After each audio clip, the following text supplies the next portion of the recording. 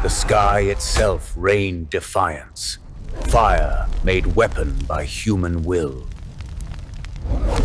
4 million years ago, before the first word or flame, the world itself breathed like a living beast. They were the Aurochs, dreamers of a world still waking, builders of the first homes against the endless wild. Among them stood Korun, hunter, thinker, the one who watched the stars and wondered if gods had hearts. They lived between fire and stone, fierce in labor, tender in their small joys. The old ones spoke of scaled kings who fed on thunder praying, remnants of a world that would not die.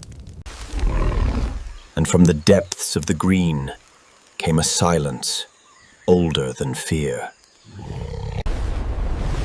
From the mist rose Thandor, the last god of teeth and hunger. He carried the storm in his eyes, and the end of their peace in his breath.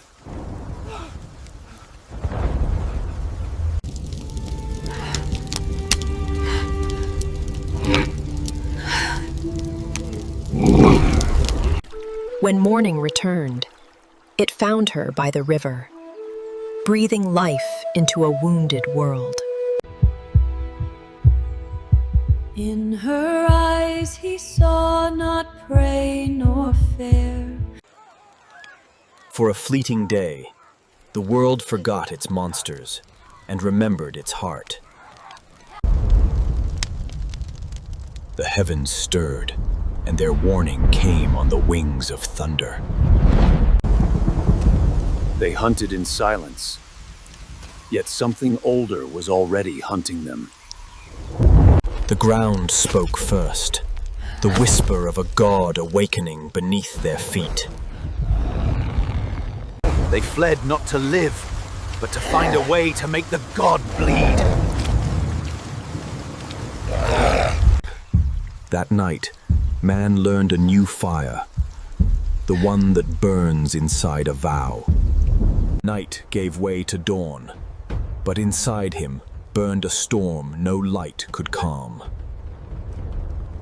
He remembered the lightning's breath and sought to steal it from stone.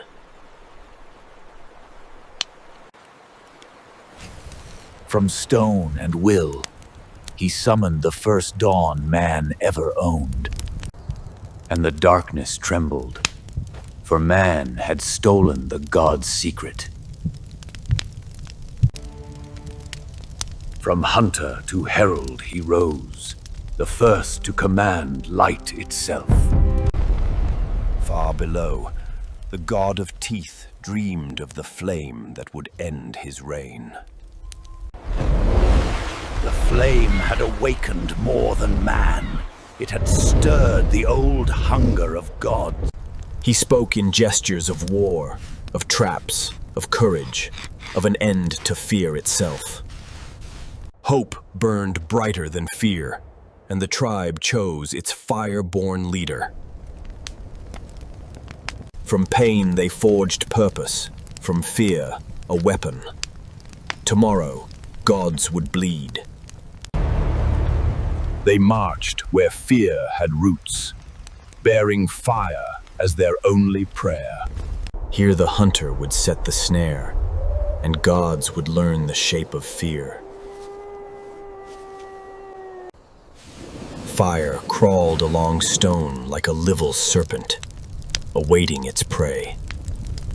The mountain moved, and with it came the hunger of forgotten ages.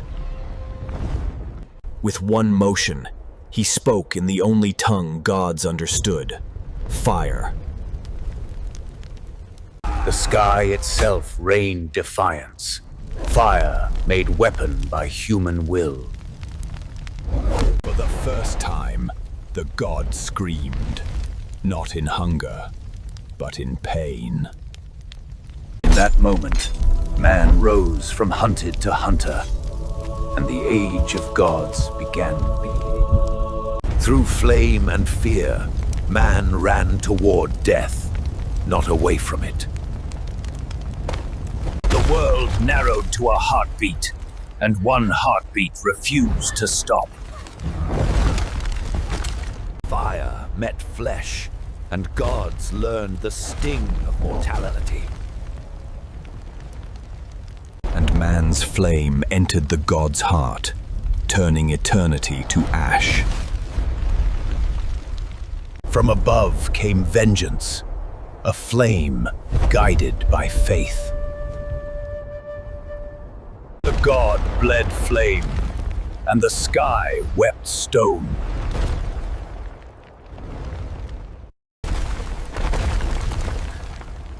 Even courage trembles when the world begins to fall apart.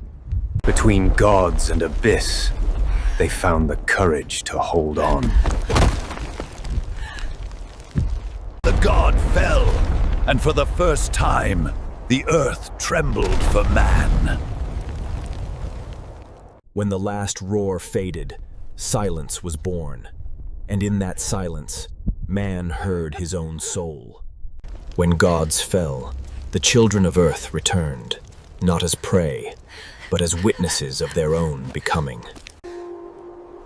Amid ruin, the living clung to each other. The sky itself changed its color, as if to mourn what had been both killer and God. They burned not a monster, but a memory, a farewell to what had ruled them. Smoke rose like a promise, the past consumed to feed the dawn.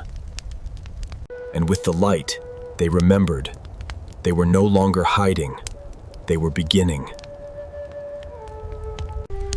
They carried fire not as weapon, but as heart, the first light of civilization's march. He lifted flame not for gods, but for the children who would never crawl in darkness again.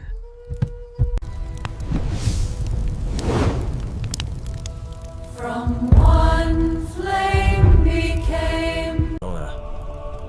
So the first fire became symbol, and symbol became story, and story. Ages passed, but the flame remained, burned now in memory, not flesh. And so the tale was told, not of beasts and blood, but of courage and light. Through words and fire, the past lived again, teaching the young what blood had cost. Smoke carried the memory into sky, and sky carried it into time. Where once they ran, they built mannered. Where once they feared, they began to dream.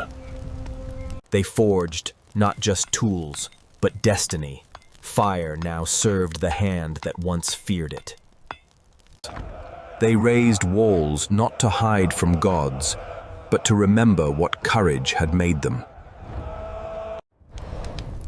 The flame that once defied the gods became the heart of men's worship. Even when stone turned to steel, their city still whispered the same ancient story in light.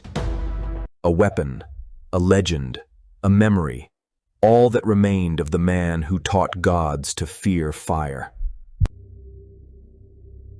And so another child met the flame, not with fear, but curiosity. Within the mirror of wonder lives every spark our ancestors once called divine.